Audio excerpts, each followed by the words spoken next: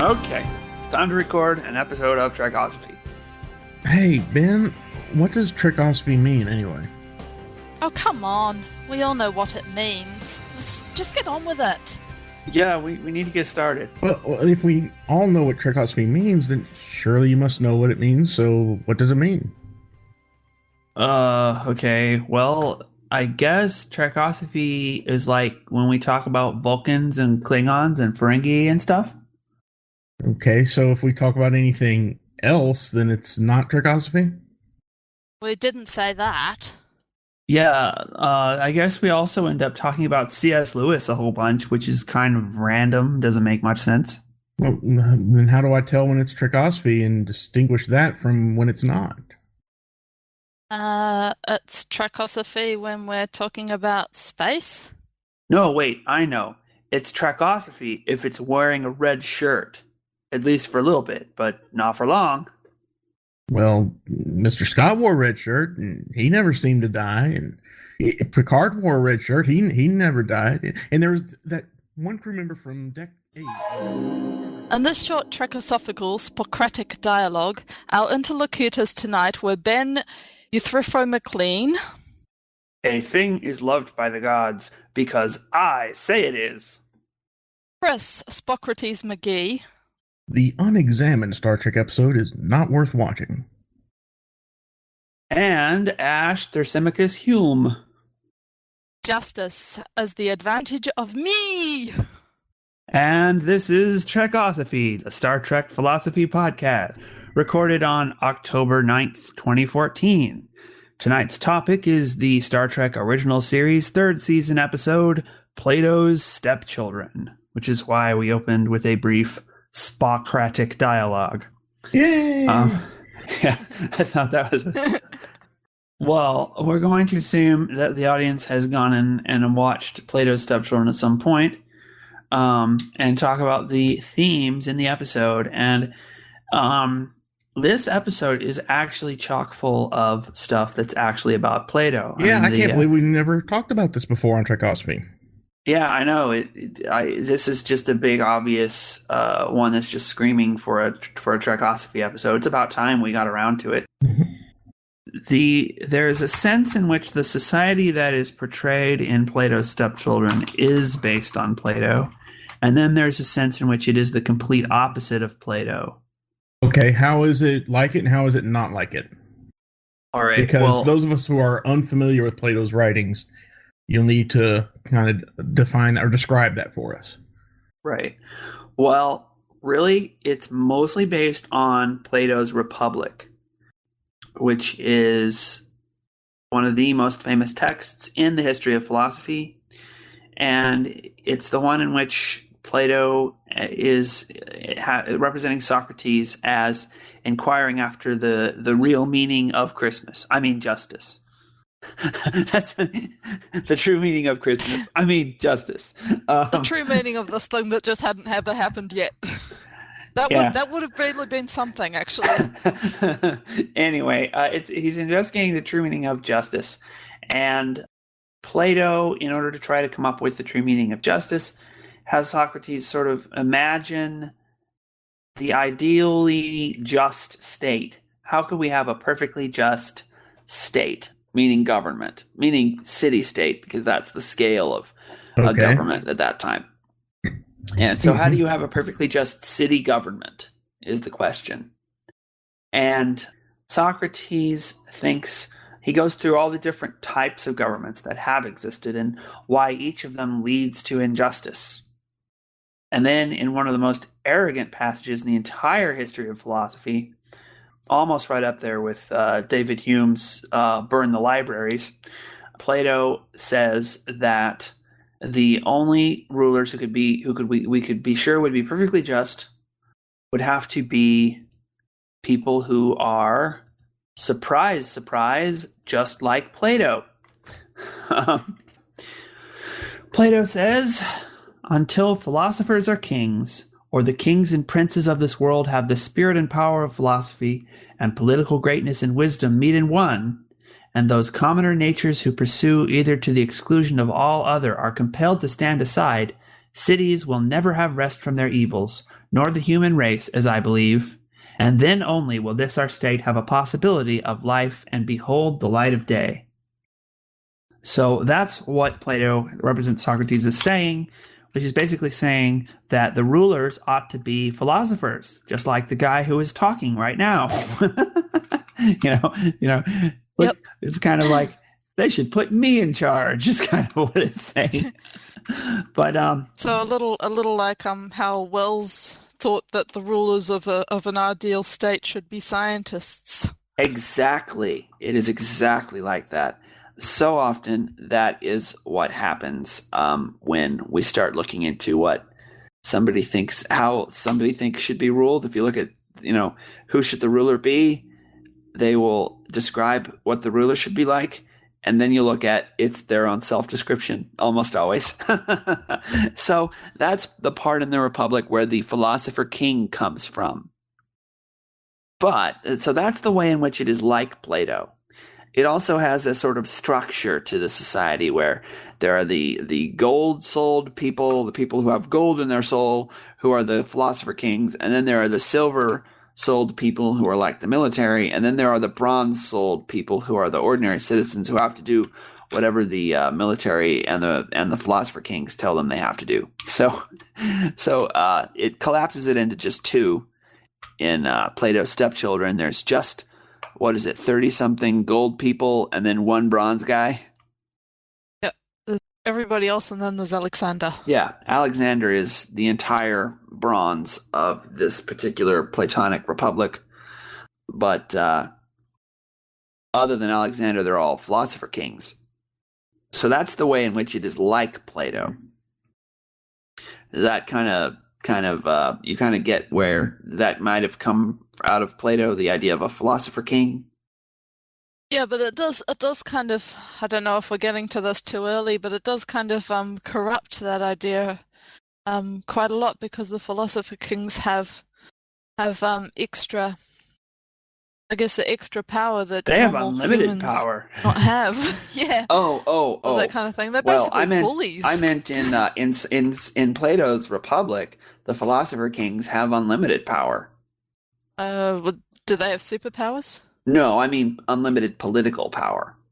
Ah. Yeah, sorry, should have been clear. I was thinking more along the lines of superpowers. In the episode, they have, instead of having political power, they have superpowers, which is kind of funny. That's the way in which it is like Plato. And now for the way in which it is unlike Plato. And this is the really interesting thing. Okay, Thrasymachus in the Republic, Book 1, is the antagonist, where Socrates is the protagonist. I'd say that Thrasymachus is the biggest antagonist to Socrates in the Republic. He makes a proposal for a definition of justice, which is, I think, Plato's main interest in trying to refute. He writes all the other 6 books of the Republic to try to refute Thrasymachus and show that justice is not what Thrasymachus says that it is. And here's what Thrasymachus says that justice is. He says, the different forms of government make the laws democratical, aristocratical, tyrannical, with a view to their several interests, meaning the interests of each of the rulers in each of these systems. And these laws, which are made by them, the rulers, for their own interests, are the justice which they deliver to their subjects. And him who transgresses them they punish as a breaker of the law and unjust. So, laws are just, laws are made by the rulers, and laws are made by the rulers according to the interests of the rulers. No matter which form of government it is, according to Thrasymachus. Laws are made by the rulers. Rulers make laws according to their interests, and justice is whatever the laws say. And he says, and that is what I mean when I say that in all states there is the same principle of justice, which is the interest of the government. And as the government must be supposed to have power, the only reasonable conclusion is that everywhere there is one principle of justice, which is the interest of the stronger. So Thrasymachus says that justice is the interest of the stronger. Whoever has the most power, justice is their advantage. He's basically proposing the golden rule, which is that whoever has the gold makes the rules. Okay, thank you for breaking it down to a more simple way for us to understand. Right. So we find in the Plato's stepchildren in Star Trek, the original series, we find a Thrasymachus's sort of government, a government where whoever has the strongest mind is the ruler. That's the whole premise of the Plato's stepchildren episode, is that rule by the strong. Mm-hmm. So you see what it's trying to do there. So that's the connection between this episode and Plato. There's the philosopher kings, that's from Plato, and there's this idea that, what's his name? Palos? Parmen. How do you, I can't. Parmen and Parmen. He said Parmen. Parmen. I can't ever get his name right. Parmen says, basically Parmen believes what Thrasymachus believes, that justice is the advantage of whoever happens to be in power. In philosophy of law, there are basically two different sort of meta views on what makes a law just, or what justice means in relation to law. The first one is natural law theory, which is that there is this sort of universal standard of right and wrong that is common to all of humanity, and laws are just when they conform to this universal standard of right and wrong. And then there is legal positivism. Legal positivism says that justice is obeying the laws of whatever society you happen to be in, so that a person who breaks the laws is unjust and a person who keeps the laws is just, and that's really all that justice means. And so Thrasymachus is basically proposing what is today called legal positivism, although in Plato writing him, he writes it very sort of nasty and underhanded, because he's trying to argue against Thrasymachus and that view. But that's those are sort of the two basic views in philosophy of law. So that's basically what this episode is about the idea of rule by the powerful. And then we get into another interesting Plato idea here. I'm hoping to get you guys engaged in talking about this in a minute here. Yeah, I'm sorry. When we start talking about actual, real philosophy, I start to gloss over. Well, let's talk about you gotta really talk down to me. Yeah. Well, let's talk about the Lord of the Rings for a second. Hey, there we go. I can get behind that, sure. Right. Okay. Do you remember that bit at the Council of Elrond where the one guy proposes trying to use the Ring of Power against Sauron? Mm-hmm. Yep. And the council says, no, we can't do that. Right? Well, this is another connection between this episode of Star Trek and the Republic. Because you remember that part where they discover what gives the Philosopher Kings their telekinetic powers. They discover it's this chemical thing, right? And they discover how to sort of duplicate that. Yeah. And that discovery leads to the question of whether to use it or not. Now we know we can. Should we use it or not? And Alexander says he doesn't. Has quite a response to that. Yeah, he says he doesn't want to use it because if you use it, you're just like them. Mm-hmm. Now, I think this is definitely thinking about this is definitely going back to the Republic and this idea of the Ring of Power. The one ring to rule them all from the Lord of the Rings is the Ring of Gyges from the Republic. And in the Republic, to try to refute this justice is the advantage of the stronger thing, Plato tries to say, well, you know what? It's actually worse than Thrasymachus says. Thrasymachus has sort of understated his case. The case for justice may be actually worse. Because if you think about it, someone could, he sort of tells a little fable. He says, all right, imagine there's this magic ring that can make anyone who wears it invisible. And a man could take this ring and could become invisible, and then they could kill anyone they want and take their money. They could kill the king and marry the queen and rule the entire kingdom. And no one could stop them. And they'd never get caught. That's what the Ring of Power is really about. The Ring of Power is the ability to do whatever you want and not get caught. Do anything that would otherwise be bad or against the law and not get caught. Okay. So the question is, would actually using that ring or that kind of power, the power to do whatever you want without getting caught, really make you happy or not? Is that really what we want? I mean, that's most kind of people. Oh, sorry. You go right ahead. I just wanted to answer your question. Yeah. Most people, at first blush, will immediately say, "Well, of course, that's what I want." Everyone wants to, be able to be invisible from time to time and do what they want and not get caught. So, yeah, on first blush, immediately, most people would say that. But most people also have seen Lord of the Rings or read it, or both, and they understand, or they're very familiar with Star Trek and its philosophy of power corrupts and absolute power corrupts absolutely. And so they'll say, there's got to be a downside to this. So no, probably not. Yeah, I mean, it's funny. That idea, power corrupts and absolute power corrupts absolutely, it's definitely there in the Republic, but Plato and Socrates don't seem to actually learn from it because they still put absolute power in the hands of their philosopher kings. So it's really? Okay. Yeah, so it's just not consistent with itself. It doesn't learn So it's absolute power corrupts absolutely unless you're Plato. Unless you're a philosopher king who can contemplate the forms. That's the idea in the Republic. And so it doesn't actually, it teaches this lesson, and then it doesn't actually learn the lesson that it just taught. Yeah.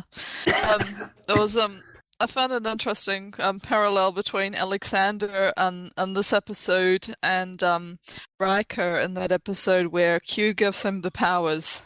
Oh yeah. Oh yeah. Because I think Riker takes. I mean, Alexander refuses the powers immediately. I think Riker sort of plays with them a little while before he decides, no, actually, I don't want this. Yeah, he uses his powers for all these frivolous things, but not to bring back the girl to life. That's the one time that he doesn't use it, and he could have. Yeah, you remember that? So yeah, that is definitely a question connected. Of how long can you resist? That is definitely what this is about. You are right on the money. That is exactly what this is about. Is this question of yeah, because that's interesting because when Alexander actually had the knife and he had the potential to attack Parman. Interesting that Kirk didn't sort of, Kirk was still playing Parman's game and still sort of, playing with Alexander, which is kind of mean. But anyway, when Alexander had the knife and he had the potential to attack Parman, and he was well for it. He was like, "Go, let me at him. I want to kill this guy. I want to get this guy back."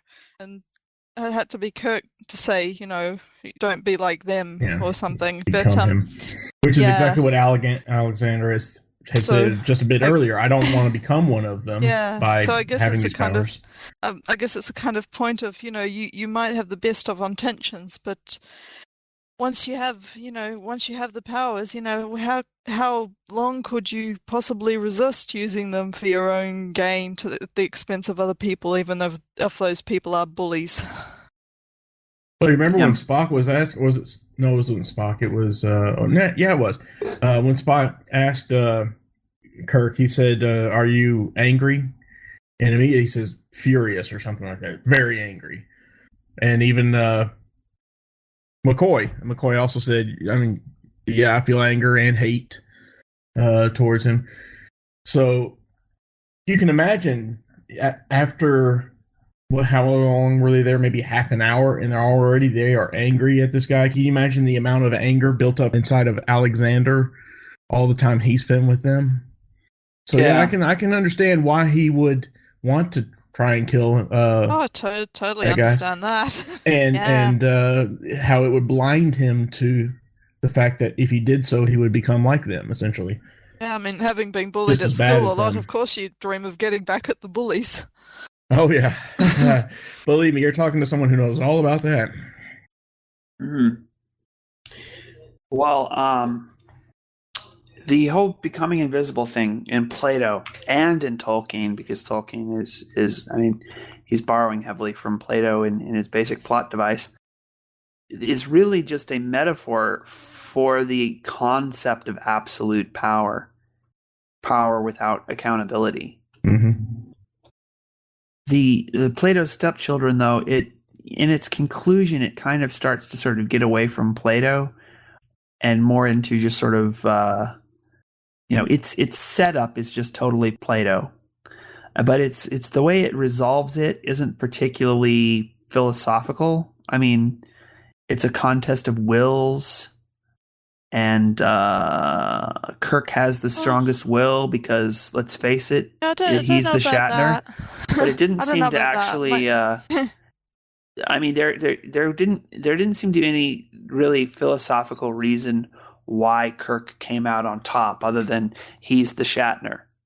Well, he had been given twice the dosage or something. Yeah, but I mean, what does that? Yeah, I mean, but how does that give us a sort of moral reason for why Kirk is winning here? I mean, it's not any kind of. It's just, oh yeah, I outmaneuvered you, haha.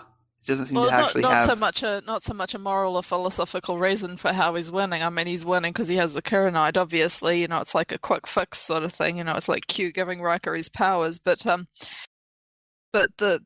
I think the choice and how far he chooses to take it.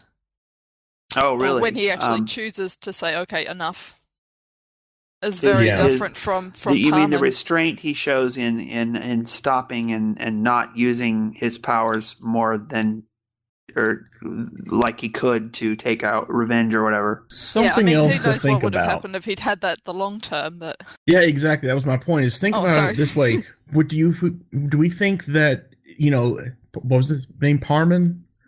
Do we think that he became this sort of, not megalomaniacal, but this sort of evil person overnight? Do you think this manipulative, power hungry person overnight? Or did this happen gradually over months and years that he didn't even notice the change in himself, perhaps? And it wasn't until Kirk and crew showed up that he, finally realized, oh crap, I've gone too far. What do you think? Does he realize he's gone too far, or is he just paying lip service? That's a good point as well. I think he was, and I think Kirk handled it very poorly. Just kind of poke him in the shoulder, say, "Yeah, you better be good. You behave now." Yeah, that wasn't a very rushed ending. Yeah, it felt like well, we only have a few more minutes to wrap up this plot, so wrap it up. It was very that rushed. happens on Star Trek quite a bit. And strangely, have a great setup, they could have and then left we'll kind of themselves go with another Reflecon there, but in the middle. Now, granted, you have to also take into account when this episode was shot, but in the middle of the episode, there for like a good 10 minutes, maybe 15, they're just doing all this crazy, pantomime acting in the middle of the floor. It's the 60s. It drags Yay! out way too long. And then they had to rush the ending. Yeah. Yeah, there was a point where I thought they were going to make Kirk and Spock snog, but they're just swapping females. It's the 60s. And for those of us in the States, that means kiss. Oh, we've all read Harry Potter. We know what snog No, we means haven't. now. I've never read it. What the hell? Read Harry Potter. All right, back on track. I was about to bring up, seriously, I actually was about to bring up Harry Potter in a legitimate connection with this episode, and that is, it really felt to me, Kirk's winning here felt to me like the luck potions. The reason I felt like the ending here was bad is the same reason why I felt like the ending of the Deathly Hallows was inadequate, because Harry manages to win over Voldemort. In every other book, in all 6 of the previous Harry Potter books, Harry always manages to win over Voldemort because Harry understands that the real power is the power of love. Love is the most powerful magic. That's the basic message of all the previous 6 Harry Potter books. But then when we finally get down to the final confrontation between Harry and Voldemort, it doesn't come down to the power of love being superior to the will to love and being superior to the will to power, as in the other books. Instead, it comes down to this obscure piece of wand lore trivia. And that is so anticlimactic and feels so out of step with the philosophy of the other 6 books. It's like it would be like the final confrontation between Luke and Emperor Palpatine, and Luke pulls an Indiana Jones and pulls out a blaster and blasts Emperor Palpatine. The end. You know what I mean? I'd actually like to see that. yeah. But and Han comes out from the background and goes, "Hey, that's my trick." It was very anticlimactic. It felt like there should have been a sort of better ending to this, which connects with the fatal flaw in the villain a little bit better. It felt like it really felt like the villain got off the hook a little too easily and didn't get his comeuppance in this episode. And you really kind of wish Kirk had actually beat him up a little bit more, because he should have gotten his comeuppance and he didn't. Or instituted some sort of, some trick that would put a neutrino field around the planet that negates prevent them from using their powers. Telekinetic power, or something like that.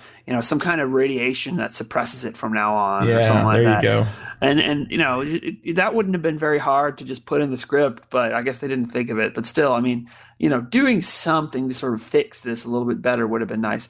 It's like a lot of Star Trek episodes that are kind of mediocre. They'll a lot of times have a great premise or setup, and then they kind of fizzle on the execution a little bit. Remember, this was the 3rd season. This was the season that no writer really wanted. So they just banged out mediocre stuff. Yeah, there was some troubles with the original series at this point. Because their time slot was moved to a Friday night, I think it was, where no one was home, or Saturday night, something like that, where nobody was home, so no one was watching it. It was the network wanted to kill the show, so that was how they did it, and the writers knew it, and the writers said, "Well, screw that, we're not going to put our best efforts into this. We're going to put up the Mimsy spaceman dancing thing." Yeah, exactly. So that they banged out something that was mediocre, and you can't blame them. They were too busy typing up their resumes. Yeah. I could just imagine the actors reading the scripts going, "I have to do what?" Yeah, exactly. Especially with Shatner looking at doing a horse thing there. That did not look good. Didn't sound good either. But I will say that Leonard Nimoy has a surprisingly good voice. Nimoy, yeah, I thought that Nimoy's acting in this one wasn't all that bad.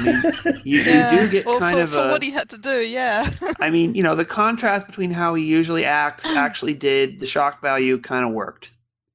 I think the best part was when he was after he'd done all that emotional stuff, and he was sort of meditating. Standing there, and he had his hands like that, and he was going, "Yes, I am angry." Oh yeah. Yeah. I thought that was actually the best part of the episode. Nimoy did a good job. Yeah. So you can only imagine the turmoil that's going through him. So I give it a 3.5 out of 5, I guess. That's being generous. Yes, but then again, it is, you are a philosopher, so. Yeah, maybe 3 out of 5. I don't know. Yeah, I'd go for 3. Yeah, sounds good enough to me. I just wanted to say that. So we're rating episodes now. All right. because it has Play-Doh. So. All right. But yeah. back to that point you made, sorry, and Chris, and we went off on rather a tangent, but the question of whether Parman may have started out as a better ruler, it's possible. I mean, what did they said they started out with many more people, and it ended up they paired Yeah, the I missed a numbers lot of that, got down to unfortunately. 38 or some such. People died and stuff. Yeah, Yeah, I don't remember survival the of the exact fittest. details I of don't it. In know. fact, I don't think even the writers care. They just kind of glossed over it. It seems like what is up with super people and their really obvious weakness. I mean, Superman, just the kryptonite thing, and he's completely useless. These people, if they even get scraped or cut or whatever, they're gonna die. They have no immunity. And I mean, in what sense are they really super people? I mean, the super people are never really all that super, are they? Like the Martians, like the Martians from War of the Worlds, they had never experienced the threat of microbes, so they came into contact with microbes, and that's it. They were done. I know, right? And then it there's sounds like just a MacGuffin to get the Enterprise crew down to the planet. And then there's we need someone to heal us. The Khan people, the super people from the eugenics program in Star Trek. Khans people. What are they called? The augments or whatever. Yeah, the augments, right? They have this super intelligence and stuff, but they always get outsmarted by the Enterprise. I mean, who are just regular people, Yeah, well, it's arrogance, isn't it? That comes from strength and comes from thinking, I can do no wrong. Yeah. Anyway, it's if we look at this episode with Parman as sort of the main character, then it kind of is sort of Greek tragedy. Well, no, it's not quite like Greek tragedy because it depends on how you interpret his intentions. If you interpret his intentions as being to build an ideal society, or at least what he thinks an ideal society is, which goes wrong, then it's like Greek tragedy because he's got his fatal flaw of his obsession with power, his inability to control his own emotions, his forcing his emotions on other people, all that stuff. But if you look at it as he was, really happens to him. But if you look at it as he was a bastard from the start, and there really were no noble ambitions. His noble ambitions are the same thing as his fatal flaw. Then it really isn't Greek tragedy. He becomes a Snidely Whiplash villain at that point. So it depends on how you interpret. Greek tragedy doesn't always have to end in disaster. That's okay. I think that's one of the misconceptions that people have of Greek tragedy is that it always has to end in almost like a Shakespearean tragedy. Everybody dies and all that, but there are actually tragedies out there that end, not quite happily ever after, but certainly not badly for the. Not as a complete catastrophe. All right. Well, my point, not as a catastrophe even, but my point though is depending on whether we think that Parman's ambitions were noble in the beginning or not, will completely change how you read this character, and that's what makes Chris's question so relevant. He's really shallow, Snidely Whiplash character if we don't think his ambitions were noble at any point. But if we think of his ambitions as noble because he's trying to build this sort of society of the mind, right? If we think of his ambitions as noble because he's trying to build this sort of society of the mind where people get progressively stronger and stronger minds, if we think of that as a noble ambition, then he's a complex and nuanced sort of villain. But if not, if he was wrong from the start, then he's a Snidely Whiplash villain. He's not very complicated. Well, they did say they started out following Plato a lot more closely. Which is funny. Well, they started out following Plato, and they said, we adapted him. Yeah. Which was an interesting. We adapted him. We adjusted, made a few adjustments. Broke a few rules. Yeah. Well, the thing is, they didn't exactly adopt Plato. They more adopted the bad guy's point of view. It's in Plato. All their stuff is right in Plato, but it's the bad guy who says it. Thrasymachus, the antagonist, not the protagonist, Socrates, who says all that stuff about strength, right? So it's sort of Plato with sort of Thrasymachus and Plato without the challenges. Yeah. I mean, if it was, they didn't exactly adapt Plato. They adopted the view that Plato was writing against. I mean, fairly directly. Adopted the anti-Plato view in that area. They have Spock points out Plato wanted truth and beauty and above all justice. Yeah, exactly. That's certainly true. Plato was sort of foolish. It depends on what you read the Republic as.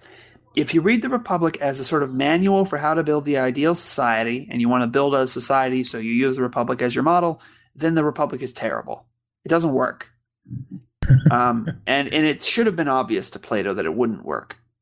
And you never find that Plato was ever trying to actually build the Republic, which leads some people to think that that's really not what the Republic is. There's a different reading of the Republic which says, well, throughout the Republic, Plato says that the city is like the man. So if we can understand what justice is in the city on the grand scale, then we can understand what justice is in the individual man on the macro scale, because it will be the same principle for both. So Plato investigates justice in the city in order to understand justice in the individual man.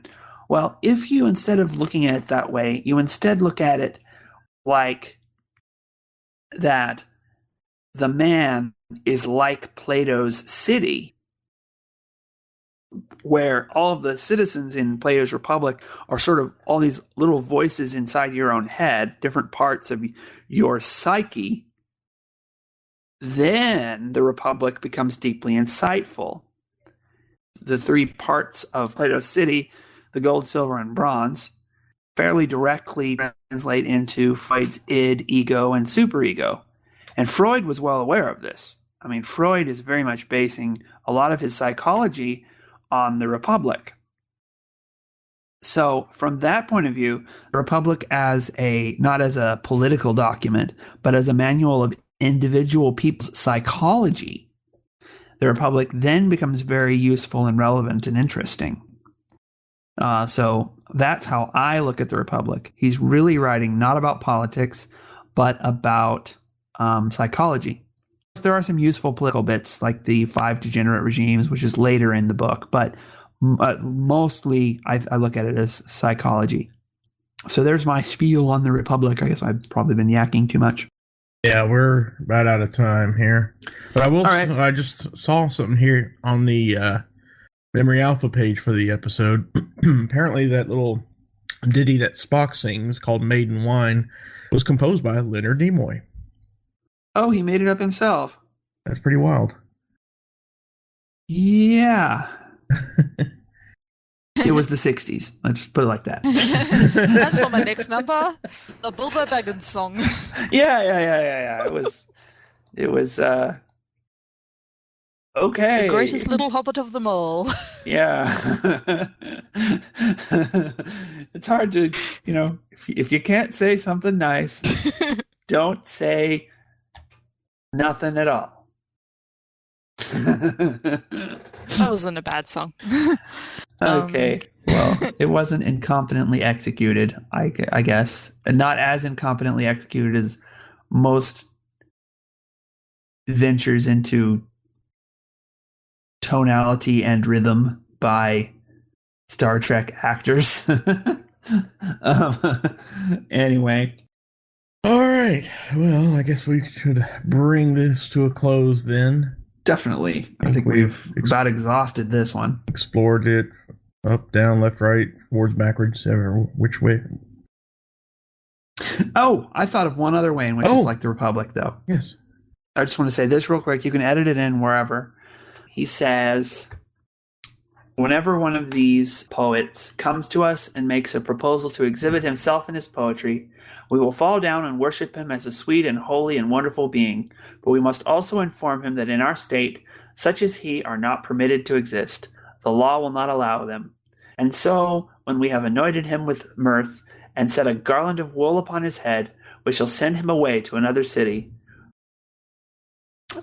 So when they put garlands on the heads of the Enterprise crew, when they gave them the gifts, and they were going to let them all leave except for Dr. McCoy, that reminded me of that passage where it's like, yeah, you came, but you can't stay. Have a great time, but you're out of here. Well, it's also pretty much a thing that the Greeks, or the aristocratic Greeks at least, would do before, as part of the principle of xenia, or hospitality, before they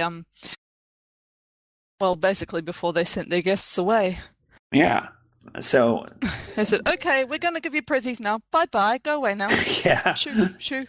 And that was so that's straight out of Greek culture, that scene was. So I just thought that was worth mentioning. Anyway, now that we're done with this, unless there's anything else from you guys. Oh, I'm done. Yeah. All right. Well, if we're done, we're done. So, yeah. All right. You want to read this and join us line? next time thing?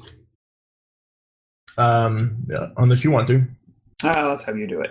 Alrighty. So that's about all we can say about that episode. So thanks for listening. You can find us at Trekosophy.com, on Facebook, and on Twitter at Trekosophy. Send us an email at trekosophy@gmail.com. Please leave us a review in the iTunes store. We do look at those, believe it or not. Feel free to ask us any questions you like. We'll answer them on the air, suggest some topics perhaps. We'll do our best to tackle them. And that's about it. So for Ben McLean and Ash Hume, I'm Chris McGee. We'll see you next time. Yes, and if you're going to design super people, make sure that they can survive at least a cut or a bruise or whatever. They're not going to die from cutting their hand or whatever. Yeah, you don't want them stumbling their toe in the night and then dying. Yeah, that kind of suck. What kind of sucky super people are those? Trekosophical Socratic interlocution. Yes, Bye. definitely.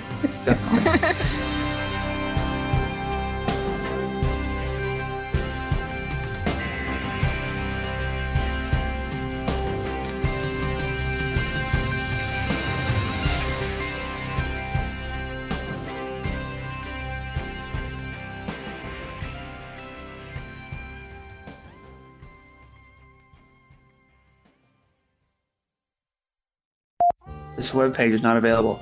Curse you, internet! Ow! Oh, wearing headphones with glasses on is ouchie.